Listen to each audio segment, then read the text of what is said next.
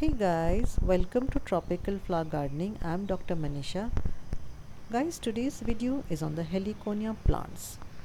Heliconias are spectacular tropical plants grown for their exotic looking, vibrant, colorful flowers. These easy to grow plants bloom all year round in the tropical climate and are a must have plants in every tropical garden.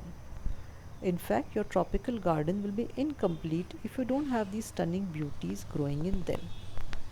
In this video, I'll be talking about how to grow them successfully and how to get more flowers, so please watch the video till the end.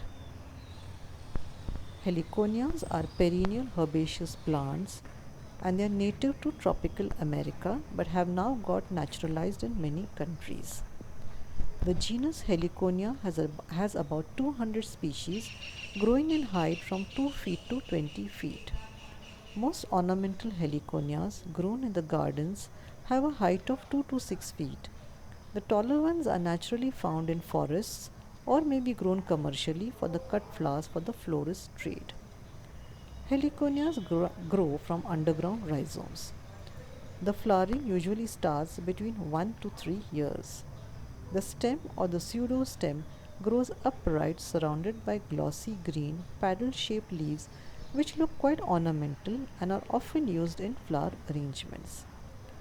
The inflorescence arises from the center and consists of true flowers surrounded by the waxy bright and very colorful bracts.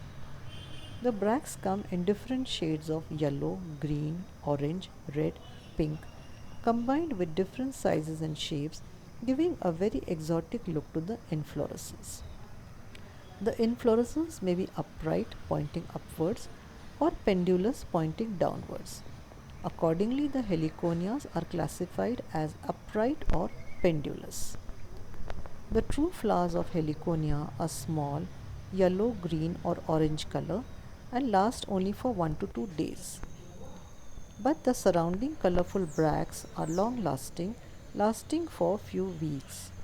Due to this, heliconias are much in demand as cut flowers and are used in fresh flower arrangements.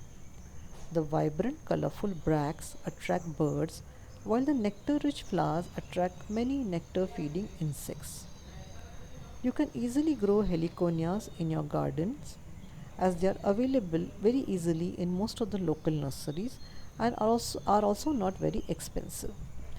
They spread quickly from the underground rhizome, so even if you buy one plant, within few months you will have few more plants. Coming now to the ideal growing condition for heliconias. The soil for heliconia needs to be well draining. It also needs to be rich in organic matter.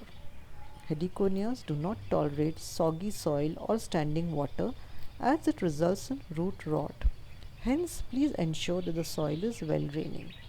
You can add river sand to make it well draining. You can also add good quality compost to provide the organic matter. A slightly acidic soil is best suited for its growth. Heliconias also need to be watered daily, sometimes even twice daily in hot summer months. As far as the climate is concerned, remember heliconias are tropical plants and they thrive and flourish in warm, humid climate. So if your local climate is hot and dry, you will need to provide the necessary humidity. You can do so by misting the leaves or by keeping some water and pebbles in the plate under the container. Heliconias need at least 2 to 3 hours of direct sunlight for flowering well. If there is inadequate sunlight, the plant produces lots of leaves and just grows taller in order to seek more sunlight. And there will also be fewer flowers. Some varieties of heliconias, however, flower well even in partial sunlight. Heliconias need to be fertilized regularly, so give organic fertilizers every month. You may give cow dung manure, vermicompost, neem cake fertilizer, compost, bone meal, or liquid organic fertilizers. If your heliconias are not growing well and are not flowering, please see if you are providing your plants with the right growing condition in terms of soil, water, fertilizers, humidity as required or as mentioned earlier. If you give your heliconias the right growing conditions, they will grow well and they will also flower repeatedly. Whenever you want to harvest fresh flowers to keep in your vase, cut the stem at the ground level as this allows more light into the flower beds and will encourage side shoots to grow. A single upright shoot flowers only once, hence after flowering it can be taken out by cutting off the stem at the ground level. This way the energy will get diverted to the new rhizomes and you will get more flowers on the new rhizomes. This way it also increases airflow in between the stems of the plant and also improves the appearance of your plant as it will look neat and tidy. Do remember to remove the dry flowers, the dry and damaged leaves and the dry stems and just leave them on the soil below. This will not only act as a mulch, retaining the soil moisture, but it will also provide a rich organic matter to your plant. You also need to thin out the overgrown bed of heliconias after some years. Do this by removing older plants to give young plants a chance to grow. Heliconias are not very prone to pest attack. I am growing them for the past 4 years or so, and they have been free from pests and disease. The common varieties seen in most Indian nurseries is Heliconia psittacorum and Heliconia rostrata. So I'll be now talking about these two varieties. Heliconia psittacorum or parrot's beak plant is a very popular ornamental plant with upright blooms and it flowers abundantly throughout the year if grown in full sunlight. It usually grows up to 4 feet and also starts flowering in the first year itself.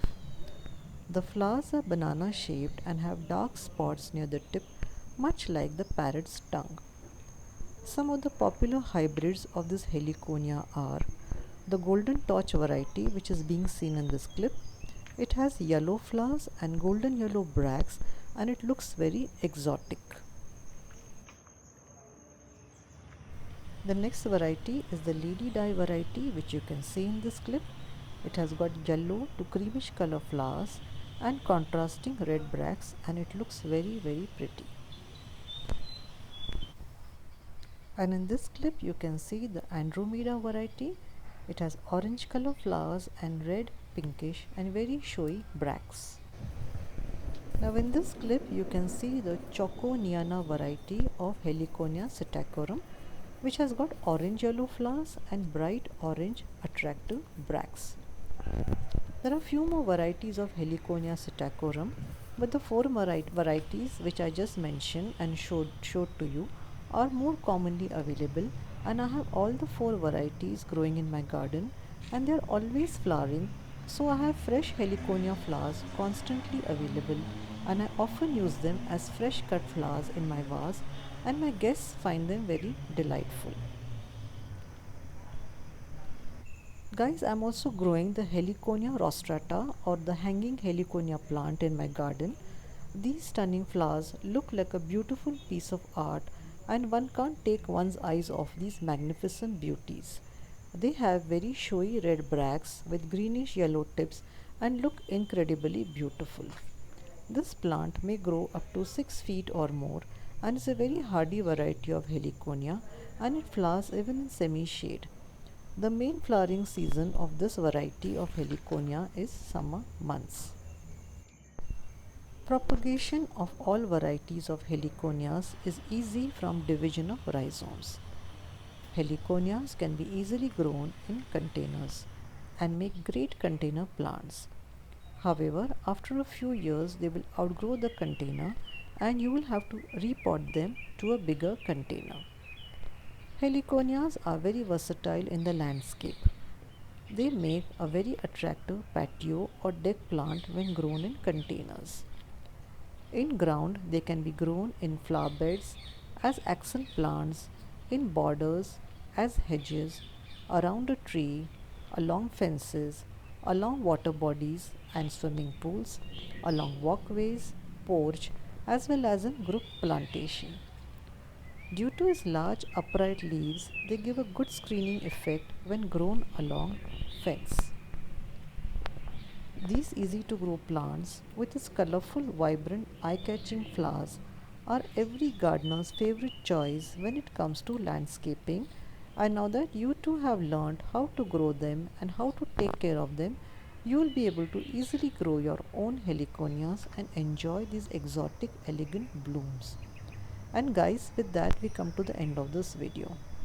I hope you found this video useful and informative, and I hope I was able to give you all the tips about how to grow heliconia successfully and how to get more flowers.